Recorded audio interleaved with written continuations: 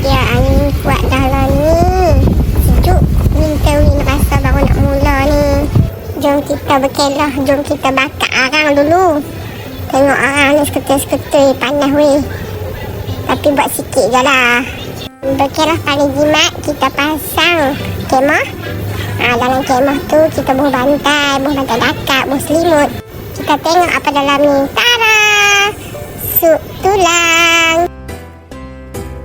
Okey, ni makanan yang kita ada ni adalah ayam perak takong. Lagi kita bakar.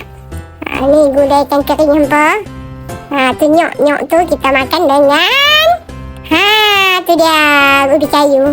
Ikan. Tu sardin. Okey, yang tu kambing perak. Tempat kita sempoi, hampa sempoi. Murah. Free of charge. Kita panas dulu margarin. Lepas tu kita tahu dalam belanga tu kambing perak tadi. Tu dia siau bunyi dia.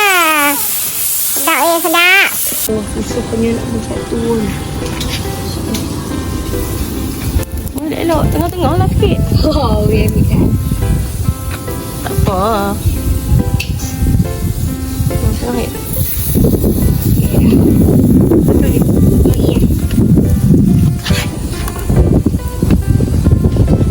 Oh, dah ambil satu susah.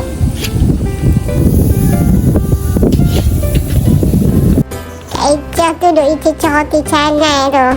Sarapan pagi dulu kita menyorok roti canai. Cuba tengok.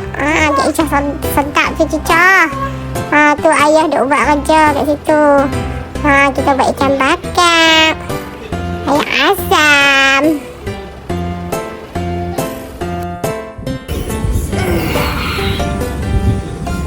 Siap dia mengeliat. Pakak jagung pula. Hadi nak makan jagung. Ada 3 tongkol je tu kita bakar. Cukup-cukup lah.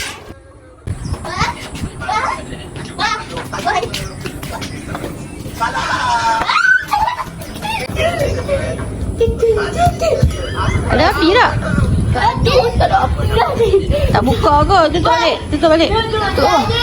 Dia kata dia seronok hampa main masak-masak. Tadi dia buat kambing. Lepas tu buat jagung ni. Dia buat Maggi pula hampa. Tengok tu. Dia buat sendiri semua.